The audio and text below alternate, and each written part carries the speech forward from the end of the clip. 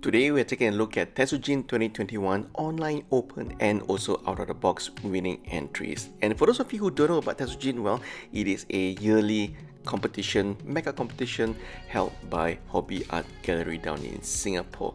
And this video was supposed to be a predictions video of who was going to win, but this video came out a little bit too late.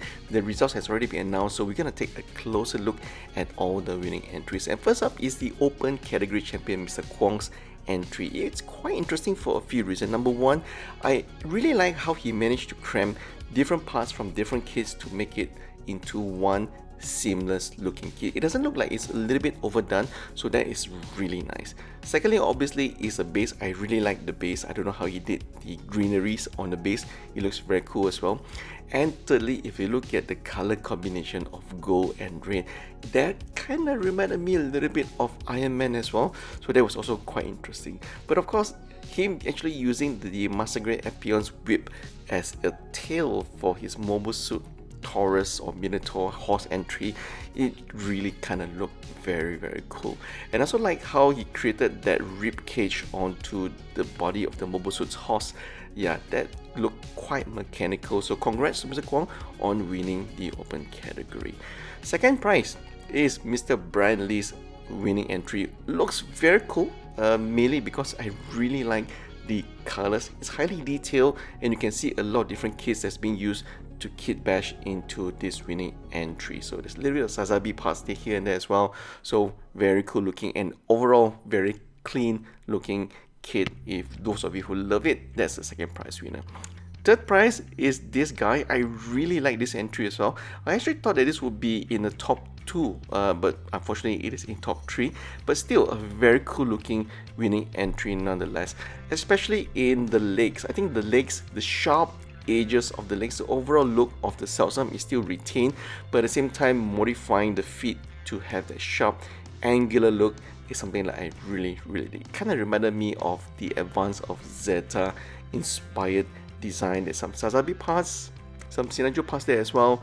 So yeah, I don't exactly know the full list of parts that's being used here, but the kit entry and the colors looks a little bit similar to the second prize winner Brandy's, but just a little bit darker. So very cool third prize and well deserved. In addition to the top 3 winners, there were also 6 entries that got the open category merit awards, and here they are in no particular order. Hopefully in 2022, Tetsujin will be back as a physical competition event in Singapore, so maybe we can fly there and check out the event in person for once. And I have to say, for all the open category merit winners and also the top 3 winners, it really does inspire me to think of new ideas to do kit bashing. And for those of you who are really thinking of what you want to kit bash for future GBWC events, hopefully this video will inspire you. I was a little bit bummed that the Ifrit did not get into the top 3 winning entries, unfortunately. And to be fair, if I look at all the entries for open category, there were a lot of Salsam. I did not see many Ifrit, so perhaps not many Mono Eye fans in Singapore with their entry, or perhaps it was a little bit hard to get a kit for this particular entry.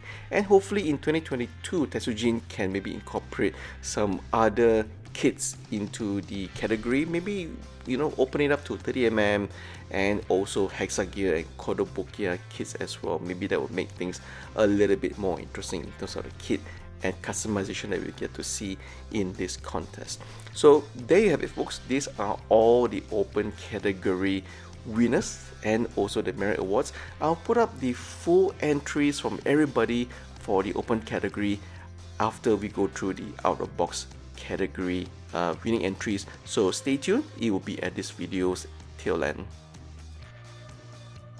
And in case if you think that the category of out of box is easier compared to the open category, well, I have news for you. You actually have to send in your entries with different color combination with no kit bash or modification allowed, and to make it work is actually quite difficult if you really think about it. And I'm actually quite surprised at the winning entry by Mr. David Liu. The Zhanghe Ultron Gundam looks amazing with this renewed color scheme. It really takes a lot of effort to make the colors pop on a SD Gundam, not to mention clearing all the seam lines. If you followed him on his Facebook page, you know that actually he has taken a lot of time to actually send in this winning entry. This color combination on the Ultron Gundam, to be frank, looks quite nice. It really beams nicely with the gold, red and blue of the Ultron Gundam. Nice to see the Ultron Gundam finally finishing first place in some different category. The base itself, it looks quite good. Looks like Ultron Gundam is actually floating on a base somewhere in the sky in the heavens with some clouds here and there. So very well deserved. Mr. David Liu, in case you don't know, he is the SG GBWC champion a few years ago. And the second winning entry, this is the Strike Rogue. Actually, there is a lot of Strike Rogue entries for the outer box category in Tetsujin 2021, and I'm kind of wondering why so many builders actually gravitated towards the Strike Rogue as their entry for this particular competition. Quite a nice look. And third place for outer box category is Mr. Kenny Lim. His color choice for this particular kit is actually quite interesting. I'm not sure what is this technique exactly called, but it does accentuate the panel lines on the edges of this particular SD kit and also the weapon itself very well. So congratulations to all top 3 winners of the out of box category of Tetsujin 2021. In addition to the top 3 winners, well, there are also 5 merit winners given away. There were actually quite a lot of entries for out of box category Tetsujin 2021, and again you will see all of them at the end of this video. I was actually hoping to see the Crossbone Gundam or the Akatsuki in the first top 3 winning entry, but unfortunately I think there were a lot more entries from the Strike Rogue and also from the Ultron Gundam for the out of box category. So there you have it, folks, all the winning entries and also the merit award winners from both open and also out of box. It's actually quite a fun open competition, online open competition, and I was wondering, do you guys actually have this in your particular country, given that this year there is no GBWC 2021?